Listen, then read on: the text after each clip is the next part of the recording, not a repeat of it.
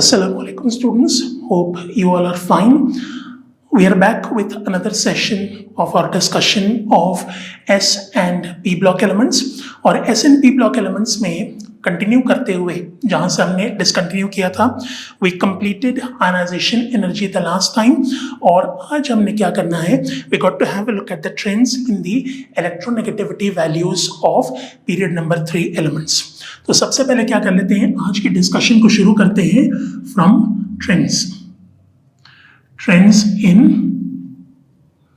Electronegativity values. इसमें side पर यहां पर मैं एलिमेंट्स को लिख देता हूं.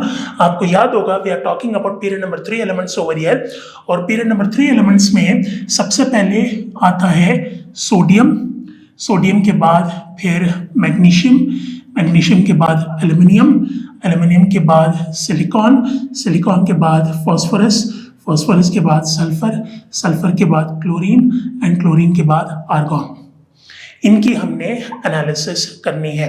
तो बात हम कर रहे थे about trends in the electronegativity values as we have done before. Atomic radius और आयनाइजेशन एनर्जी के लिए जैसे हमने किया उसी तरीके से हम क्या करेंगे, इलेक्ट्रोनेगेटिविटी को भी समझने की कोशिश करेंगे. Before we can move on to the trends, सबसे पहले क्या कर लेते हैं, let us have a look at the definition of electronegativity.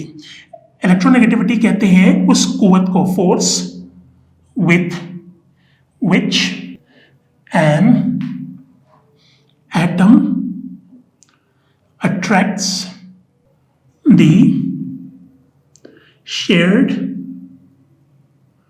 pair of electrons towards itself. जिस ताकत से एक atom shared pair of electrons को अपनी तरफ खींचता है उस ताकत को हम क्या कहते हैं, that's what we call electronegativity. Interestingly जो इससे पहले हमने दो पढ़े थे प्रॉपर्टीज एलिमेंट्स की, एक हमने देखा एटॉमिक रेडियस और दूसरा हमने देखा आयनाइजेशन एनर्जी. एटॉमिक रेडियस के यूनिट्स भी मैंने आपको बताए. आई टोल्ड यू कि atomic radius can be measured in terms of angstrom, in terms of nanometre and in terms of picometre. ये 3 यूनिट्स मैंने आपको बताए. और आयनाइजेशन एनर्जी एसेंशियली चूंकि क्वांटिटी ऑफ एनर्जी की हम बात कर रहे थे तो क्वांटिटी ऑफ एनर्जी को जनरली मेजर किया जाता है in terms of kilo joules per मोल. तो किलो जूल पर मोल यूनिट है आयनाइजेशन एनर्जी का, नैनोमीटर, पिकोमीटर, एंगस्ट्रॉम यूनिट है एटॉमिक रेडियस का. लेकिन ये जो हम बात करें इलेक्ट्रोनेगेटिविटी के बारे में, इलेक्ट्रोनेगेटिविटी की खास बात ये है कि it does not have any units. कोई यूनिट इसका नहीं होता, सिर्फ हम नंबर से इनको रिप्रेजेंट करते हैं, बाकी इसके कोई यूनिट नहीं होते. ठीक है. इलेक्ट्रोनेगेटिविटी से अगर आपने क्या करना है, अगर आपने जैसे मैंने आपको कहा आयनाइजेशन एनर्जी के बारे में कि आयनाइजेशन एनर्जी की वैल्यू अगर ज्यादा है तो वो एलिमेंट नॉन मेटल हो सकता है और आयनाइजेशन एनर्जी की वैल्यू अगर कम है तो वो एलिमेंट मेटल हो सकता है. इसी तरीके से इलेक्ट्रोनेगेटिविटी की वैल्यूज को बेस बना के आप एलिमेंट्स को डिवाइड कर सकते हो मेटल्स में और नॉन मेटल्स में. डिवीजन कैसे हो सकती है, यहाँ पर मैं इसको साइड पर लिख देता हूँ. यहाँ पर इलेक्ट्रोनेगेटिविटी की बेस के ऊपर अगर आपने डिवाइड करना है तो यू कैन से के मेटल्स ऐसे एलिमेंट्स होते हैं जिनकी लो इलेक्ट्रोनेगेटिविटी वैल्यूज होती हैं और जो नॉन मेटल्स होते हैं, non metals generally have high electronegativity values. तो इलेक्ट्रोनेगेटिविटी वैल्यूज को बुनियाद बना के हम एलिमेंट्स की आइडेंटिफिकेशन कर सकते हैं कि कौन सा एलिमेंट मेटल है और कौन सा नॉन मेटल है. आसानी से इनको आइडेंटिफाई किया जा सकता है. ठीक हो गया. अच्छा, जब हम इनकी वैल्यूज को देखते हैं, सोडियम की इलेक्ट्रोनेगेटिविटी वैल्यूज में यहाँ पर लिख देता हूँ. सोडियम की इलेक्ट्रोनेगेटिविटी वैल्यू है 0.93, मैग्नीशियम की 1.31 है, एल्युमिनियम की 1.81, सिलिकॉन की 2.02, इसकी 2.19, सल्फर की 2.58 और क्लोरीन की 3.16। आर्गॉन चूंकि नोबल गैस है तो इसकी कोई इलेक्ट्रोनेगेटिविटी वैल्यू नहीं होती। याद रखें, electronegativity value is only calculated for those elements जो बाकायदा अपने आप को बॉन्ड फॉर्मेशन में इन्वॉल्व करें, जिनके कंपाउंड्स बन सकते हो। आर्गॉन चूंकि नोबल गैस है और नोबल गैसेस का आपको पता है कि वो अपने आप को आमतौर पर इन्वॉल्व किस में नहीं करते, they don't involve themselves in bond formation. Bond formation में चूंकि ये इन्वॉल्व अपने आप को नहीं करते तो इनकी कोई इलेक्ट्रोनेगेटिविटी वैल्यू होती नहीं है। वैल्यूज मैंने लिख दी हैं, आप खुद एनालाइज कर सकते हो कि जब हम लेफ्ट टू राइट मूव करेंगे इनमें इलेक्ट्रोनेगेटिविटी के केस में तो आपको वैल्यूज इंक्रीज होती हुई नजर आती हैं। इलेक्ट्रोनेगेटिविटी असल में आपको एक आइडिया देती है किसके बारे में? It gives you an idea about the force of attraction that is present between the nucleus and the valence shell. Nucleus और वैलेंस शेल के बीच में जितना अट्रैक्टिव फोर्स को आप ज्यादा करोगे इलेक्ट्रोनेगेटिविटी वैल्यू भी उतनी ही ज्यादा होती है। तो अगर आपने अट्रैक्टिव फोर्सेस को ज्यादा करना है तो एटॉमिक रेडियस को क्या करना पड़ेगा? कम करना पड़ेगा। एटॉमिक रेडियस को कम करोगे तो इलेक्ट्रोनेगेटिविटी वैल्यू इंक्रीज होगी। तो इसका मतलब हम क्या कर सकते हैं? हम ये भी कह सकते हैं कि जो एटॉमिक रेडियस है, एटॉमिक रेडियस किसी भी एलिमेंट का इनवर्सली प्रोपोर्शनल होता है इसके इलेक्ट्रोनेगेटिविटी वैल्यू के। अगर आपने इलेक्ट्रोनेगेटिविटी वैल्यू को इंक्रीज करना है तो एटॉमिक रेडियस को डिक्रीज करना होगा और एटॉमिक रेडियस को बढ़ाओगे तो इलेक्ट्रोनेगेटिविटी वैल्यू कम होगी। ठीक है, so this is what the trend is of electronegativity in the periodic table. ठीक हो गया। इसके बाद फिर हम आ जाते हैं किसकी तरफ? Will come towards the trend in the electrical conductivity. Trends in the electrical conductivity of elements. Electrical conductivity of elements में बेसिकली हमने ये एनालाइज करना है कि जो पीरियड नंबर 3 एलिमेंट्स यहां पर आपके सामने लिखे हुए हैं इनमें से कौन से एलिमेंट्स कंडक्टर्स होंगे और कौन से एलिमेंट्स नॉन कंडक्टर्स होंगे। तो एसेंशियली हमने क्या करना है, इनको डिवाइड करना है इलेक्ट्रिकल कंडक्टिविटी में। Let me put it over here like this. Elements जितने मौजूद हैं पीरियड नंबर 3 में, इसको आपने डिवाइड करना होगा 2 हिस्सों में। कौन कौन से? एक हिस्सा है कंडक्टर्स का और दूसरा हिस्सा है इंसुलेटर्स का।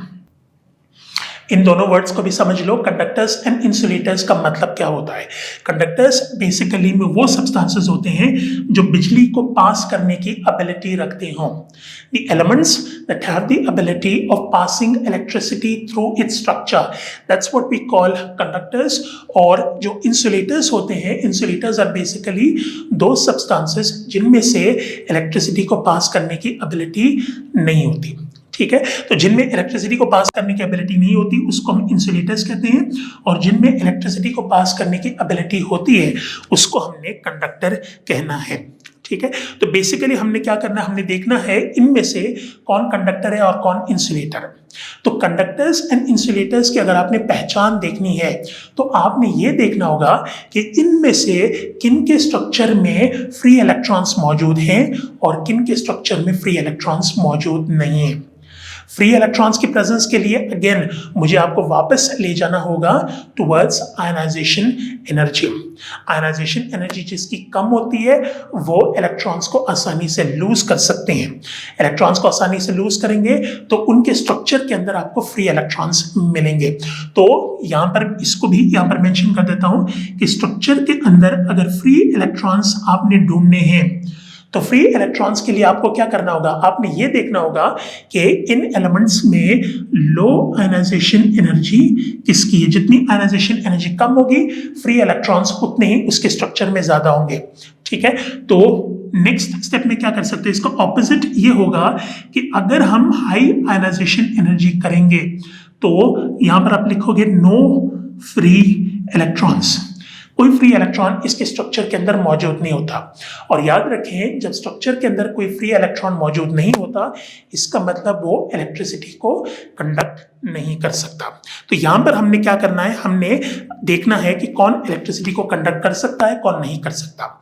जनरल आइडिया ये है, देखिए यहां पर मैं इसको लिख देता हूं कि जो मेटल्स होते हैं पीरियोडिक टेबल में, You can mention it like this: metals are generally considered as good conductors of electricity. Electricity के गुड कंडक्टर्स मेटल्स होते हैं बिकॉज मेटल्स के स्ट्रक्चर के अंदर आपको फ्री इलेक्ट्रॉन्स मिलेंगे. फ्री इलेक्ट्रॉन्स क्यों मिलते हैं? बिकॉज उनकी आयनाइजेशन एनर्जी कम होती है. ठीक है, यही चीज अगर हम क्या करना चाहिए, यही चीज अगर अपने नॉन मेटल्स के लिए लिखना है तो नॉन मेटल्स के लिए आप ये लिख सकते हो कि non metals generally are considered as insulators. Insulators के तौर पर आप इन्हें मेंशन करोगे या इनको क्लासिफाई करोगे बिकॉज इनके स्ट्रक्चर के अंदर कोई फ्री इलेक्ट्रॉन मौजूद नहीं होता. फ्री इलेक्ट्रॉन के एब्सेंस की वजह से non metals do not have the ability of conducting electricity. तो इसमें आप क्या करोगे, इसमें अगर जो एलिमेंट्स यहाँ पर मौजूद हैं इनको आप डिवाइड कर सकते हो 3 हिस्सों में. ठीक है, जो पहले 3 एलिमेंट्स हैं सोडियम, मैग्नीशियम और एल्यूमिनियम, इन तीनों को हम क्लासिफाई करेंगे as what, these are classified as metals. ये तीनों मेटल्स होते हैं. मेटल का मतलब इनके स्ट्रक्चर के अंदर फ्री इलेक्ट्रॉन्स मौजूद होंगे. अब फ्री इलेक्ट्रॉन्स का मतलब इसी के नीचे आप लिख सकते हो कि ये 3 एलिमेंट्स क्या हैं, these are considered as conductors of electricity. Electricity को आसानी से क्या कर सकते हैं, कंडक्ट कर सकते हैं. As far as silicon is concern, silicon एक स्पेशल केस है बिकॉज मेटल और नॉन मेटल के अलावा पीरियोडिक टेबल के अंदर आपको एक और एलिमेंट मिलता है जिसको हम क्या करते हैं, जिसको हम क्लासिफाई करते हैं एज अ मेटलॉइड. मेटलॉइड ऐसा एलिमेंट होता है जिसकी इलेक्ट्रिसिटी की कंडक्टेंस डिपेंड करती है कंडीशंस के ऊपर. अगर आप हीट प्रोवाइड करोगे ज़्यादा तो हीट की प्रोविजन पे वो कंडक्टिविटी शो करता है या लाइट की प्रेजेंस में कंडक्टिविटी शो करता है. और अगर आप टेम्परेचर को कम करोगे या अंधेरा कर दोगे तो फिर उसमें कंडक्टिविटी खत्म हो जाती है. तो ऐसे elements which depend upon energy for the provision of electricity, ऐसे चीजों को हम मेटलॉइड्स भी कह सकते हैं. और मेटलॉइड्स को आमतौर पर इस्तेमाल कैसे किया जाता है, they are generally considered as semiconductors. This is a metalloid और मेटलॉइड को आप क्या करोगे, सेमी कंडक्टर के तौर पर इस्तेमाल कर सकते हो. ये जितने भी आपको सोलर पैनल्स नजर आते हैं, solar panels are mostly made up of silicon. Silicon से बने होते हैं. इसकी मदद से आप क्या कर सकते हो, सोलर एनर्जी को हार्वेस्ट कर सकते हो. तो सिलिकॉन कंडक्टर होगा या नहीं होगा, ये डिपेंड किसके ऊपर करता है, ये डिपेंड करता है कंडीशन के ऊपर कि आपने कंडीशंस कौन सी प्रोवाइड की हैं इसको. अगर रोशनी है तो ये इलेक्ट्रिसिटी को कंडक्ट कर सकेगा और अगर रोशनी नहीं है तो फिर इसमें कंडक्टिंग एबिलिटी खत्म हो जाती है. So silicon is a metalloid, it can be used as a semiconductor. जो आखिरी 4 एलिमेंट्स हैं फास्फोरस से लेके आर्गॉन तक, ये सारे के सारे क्या हैं, all of these are non metals. और नॉन मेटल्स होने के साथ साथ इनके वैलेंस शेल में चूंकि कोई फ्री इलेक्ट्रॉन मौजूद नहीं होता तो फ्री इलेक्ट्रॉन की एब्सेंस की वजह से इन 4 एलिमेंट्स को आप क्लासिफाई करोगे एज इंसुलेटर्स.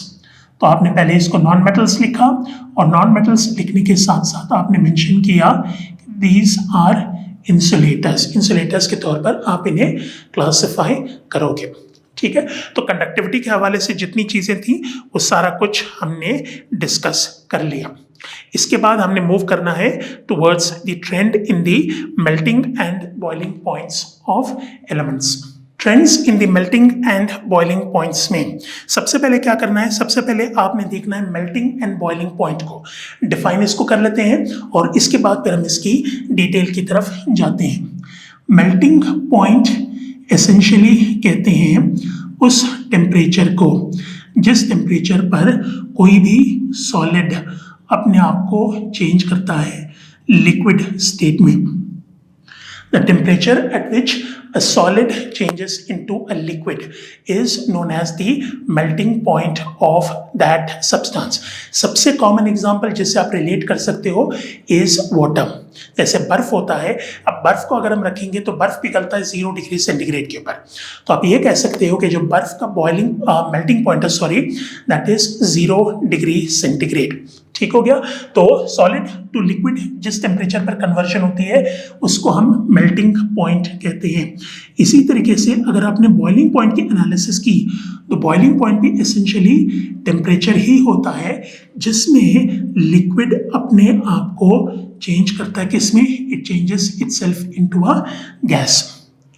वो टेम्परेचर जिसमें लिक्विड अपने आप को गैस की हालत में चेंज करे, उस टेम्परेचर को हम क्या कहते हैं? That's what we call the boiling point of that substance. तो मेल्टिंग एंड बॉइलिंग पॉइंट्स, अब हमने चूंकि इसका कंसेप्ट समझ लिया है, इसको हमने अप्लाई करना है किसके ऊपर? अप्लाई करना है एलिमेंट्स के ऊपर। अब एलिमेंट्स के ऊपर जब हम अप्लाई करेंगे तो उसमें हमें पता कैसे चलेगा कि किस एलिमेंट की मेल्टिंग पॉइंट ज़्यादा होगी, किसकी कम होगी? ये डिपेंड करता है उसके नेचर के ऊपर, क्योंकि पीरियड नंबर 3 में जैसे हम देख चुके हैं, it consists of first three जो इसमें एलिमेंट्स होंगे वो मेटल्स होते हैं। तो उनको हम यहाँ पर क्या कर लेते हैं? Let us write them down. Sodium, magnesium और एल्यूमिनियम, ये तीनों आपको पहले से पता है कि it is present in the form of metals. Sodium, magnesium and aluminium are metals. अब मेटल्स में बेसिकली हमने क्या करना है, इनके अगर आपने एनालिसिस करनी है कि इनके मेल्टिंग या बॉइलिंग पॉइंट्स ज़्यादा या कम है, तो आपने देखना होगा कि इसमें किस किस्म का अट्रैक्टिव फोर्स मौजूद है। तो अट्रैक्टिव फोर्स याद रखें, जो मेटल्स हैं, metals contain an attractive force जिनको हम क्या कहते हैं? We call it as metallic bond. Metallic bond is the force of attraction that is present in substances that are classified as metals. अब metallic bond को अगर हम define करें तो definition metallic bond की ये बनती है कि it basically is the force of attraction. Attractive force है जो exist करती है किसके बीच में? Which exists between two important particles. Force of attraction between cations and electrons. Positive ions जो मेटालिक स्ट्रक्चर के अंदर मौजूद हैं और उन्होंने जो इलेक्ट्रॉन्स को रिलीज किया है, इन दोनों के बीच में जो अट्रैक्टिव फोर्स डेवलप होती है, इसको हम क्या कहते हैं? This is what we call a metallic bond. और मेटालिक बॉन्ड की स्ट्रेंथ डिपेंड करती है किसके ऊपर? It depends upon the number of electrons present in its valence shell. तो वैलेंस शेल में अगर हम सोडियम की देखें, सोडियम के वैलेंस शेल में एक इलेक्ट्रॉन होता है, तो ये जब अपने आप को पॉजिटिव आयन में और इलेक्ट्रॉन में स्प्लिट करता है तो वो आपको नजर ऐसे आएगा। इसी तरीके से मैग्नीशियम की स्प्लिटिंग अगर हम करें तो magnesium splits itself like this, Mg+2, 2 electrons, और एल्यूमिनियम अपने आप को स्प्लिट करेगा Al+3 में और 3 इलेक्ट्रॉन्स में। तो as you can see, sodium के वैलेंस शेल में 1 इलेक्ट्रॉन है, मैग्नीशियम में 2 इलेक्ट्रॉन्स हैं और एल्यूमिनियम में 3 इलेक्ट्रॉन्स हैं। जब इसकी आयनाइजेशन होती है, जब इसके वैलेंस शेल में से इलेक्ट्रॉन को निकाले जाते हैं, तो उससे आपको ये 2 पार्टिकल्स बनते हुए नजर आएंगे। अब इन दोनों के बीच में जो अट्रैक्टिव फोर्स बनेगी उसको मेटालिक बॉन्ड कहा जाएगा। तो लाइक आई वाज सेइंग, जो स्ट्रेंथ मेटालिक बॉन्ड की है वो डिपेंड किसके ऊपर करती है? Depends upon the number of positive ions and number of negative electrons.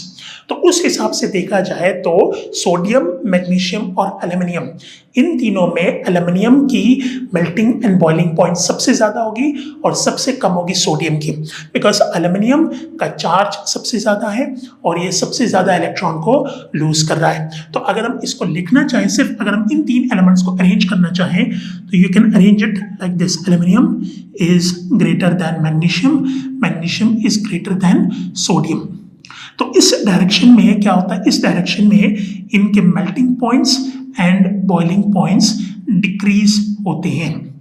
सबसे ज्यादा melting and boiling point aluminium का होगा और सबसे कम मेल्टिंग एंड बॉइलिंग पॉइंट होगा सोडियम का, स्ट्रेंथ ऑफ मेटालिक बॉन्ड की वजह से।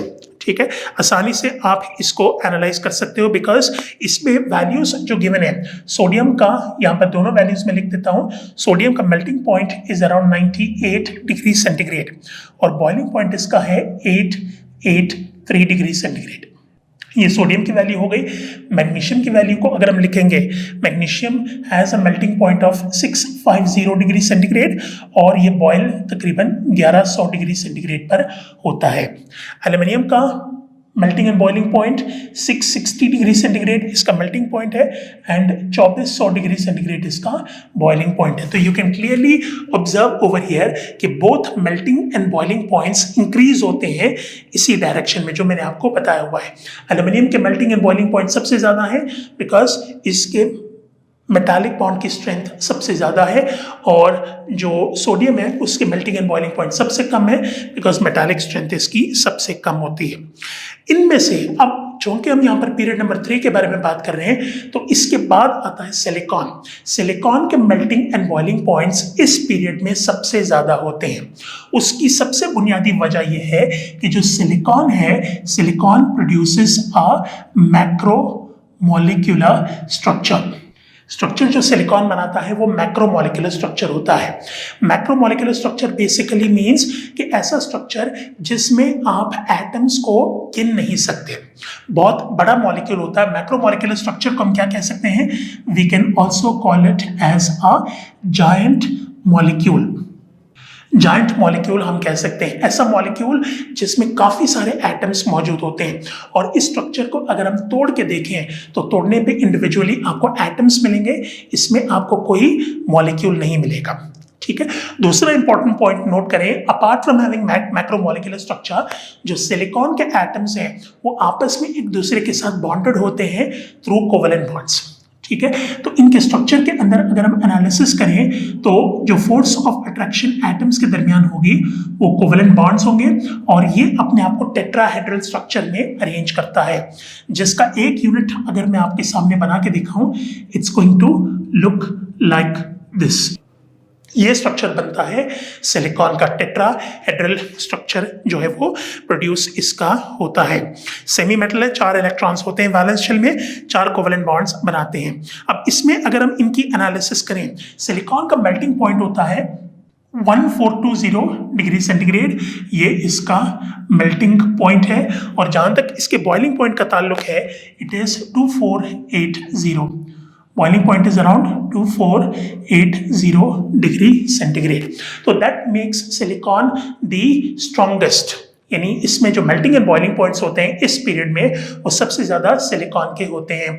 इस ट्रेंड को अगर आपने लिखना है तो ट्रेंड इसका पीरियड नंबर 3 में यू कैन से कि it is present in the form of a mountain की फॉर्म में होगा, जिसको आप क्या कर सकते हो, बना ऐसे सकते हो।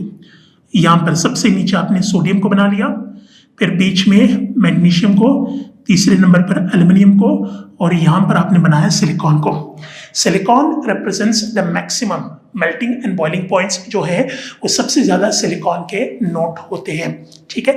इसके बाद सिलिकॉन के बाद फास्फोरस, सल्फर एंड क्लोरीन की जब हम एनालिसिस करते हैं उसमें हमें पता चलता है कि इनके melting and boiling points constantly decrease होंगे, बिकॉज इन तीनों स्ट्रक्चर्स को अगर हम एनालिसिस करें तो हमें पता चलता है कि phosphorus P4, sulphur S8, chlorine Cl2 and argon obviously atomic form में है।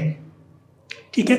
इन सब के स्ट्रक्चर्स, ये जो 4 हमने एलिमेंट्स लिखे हैं, they produce simple molecules. Simple molecules ये प्रोड्यूस करते हैं, और सिंपल मॉलिक्यूल जब प्रोड्यूस करते हैं तो इनमें अट्रैक्टिव फोर्सेस कोई इतनी ज़्यादा ताकतवर नहीं होती। अब हैं भी सारे के सारे ऐसे molecules which are homoatomic. Homoatomic means ऐसे molecules which are composed of same atoms. अब चूंकि ये सेम एटम से मिलकर बने हुए हैं तो इनके अंदर आपको पोलैरिटी नजर नहीं आएगी। अब पोलैरिटी जब इसमें मौजूद नहीं होती तो आप ये कह सकते हो कि इनमें जो इंटरमॉलिक्यूलर फोर्सेस होती हैं, बिकॉज सिंपल मॉलिक्यूल्स में जो इनके मेल्टिंग एंड बॉइलिंग पॉइंट्स होते हैं उनकी हमने अंदाजा लगाना है by having a look at the strength of their intermolecular forces। तो इसमें जो इंटरमॉलिक्यूलर फोर्सेस होंगे, इंटरमॉलिक्यूलर फोर्सेस जो इन 4 मॉलिक्यूल्स में मौजूद होंगे, चूंकि ये नॉन पोलर होते हैं तो यू कैन से कि they possess London dispersion forces. London dispersion forces इसमें मौजूद होती हैं, और लंदन डिस्पर्जन फोर्सेस जैसे आपको पता है सबसे कमजोर इंटरमॉलिक्यूलर फोर्सेस होते हैं जिनको तोड़ना सबसे आसान होता है। अब इसका अंदाजा फिर आप लगाओगे कैसे? Bye having a look eight their individual melting and boiling points. Melting and boiling points अगर हम देखें इन चारों के, तो फास्फोरस का मेल्टिंग पॉइंट होता है तकरीबन 600 degree centigrade is the melting point of phosphorus, और इसका boiling point है 1000 degree centigrade. 1000 degree centigrade is the boiling point of phosphorus। इसी तरीके से सल्फर के एनालिसिस करें, सल्फर का melting point 119 degree centigrade, is the melting point, और इसी तरीके से इसी के सामने मैं इसका बॉइलिंग पॉइंट लिख देता हूँ। बॉइलिंग पॉइंट जो सल्फर का है it is around 444 degree centigrade. 444 degree centigrade will be the boiling point of sulphur. Chlorine जो है, क्लोरीन चूंकि गैस है बेसिकली, तो इनके मेल्टिंग एंड बॉइलिंग पॉइंट्स दोनों आपको नेगेटिव में मिलेंगे। क्लोरीन जो इसका मेल्टिंग पॉइंट है इट इज -102 डिग्री सेंटीग्रेड, और इसका जो बॉइलिंग पॉइंट है it is around -34 degree centigrade. -34 is the boiling point of chlorine and -102 is the melting point of chlorine। ठीक, आर्गॉन, अगेन आर्गॉन को भी मेंशन कर देते हैं। आर्गॉन का जो मेल्टिंग पॉइंट है it is around -189 degree centigrade, और इसका जो बॉइलिंग पॉइंट है इट इज -186 डिग्री सेंटीग्रेड। तो लाइक आई सेड, इनके melting and boiling points as you can see, values मैंने आपके सामने लिख दिया है, ये बहुत ही कम होते हैं, और कम होने की वजह से जब हम ट्रेंड में इसको अप्लाई करते हैं तो आपको पता चलेगा कि it shows a trend like this. इसमें आपने यहाँ पर लिखा फॉस्फोरस को, फिर लिखा सल्फर को, फिर क्लोरीन और फिर आर्गॉन। तो this is what the general trend basically is. Mountain like shape आपको मिलता है जब आप इनके ट्रेंड्स को क्या करोगे, ट्रेंड्स को डिस्क्राइब करोगे। ठीक है, so this is what the trend basically is for the melting and boiling points of elements present in period number 3. Hope you find this lecture helpful, और hopefully next time हम इसी जगह से continue करेंगे and will analyse the chemical properties of period number 3 elements. Allah Hafiz.